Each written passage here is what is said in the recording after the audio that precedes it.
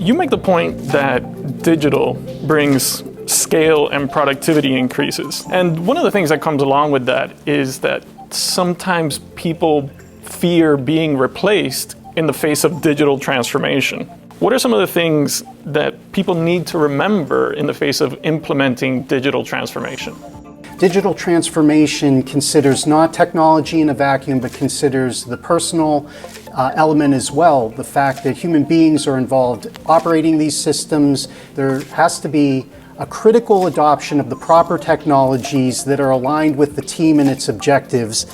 And in all of this, technology will never replace individuals. Technology augments what individuals are capable of. Technology is a magnifier, and it provides unforeseen opportunities to expand the business in ways that actually are going to involve people in even a greater capacity, doing the things that only people can do, that only individuals can do, that computers will never be able to replicate.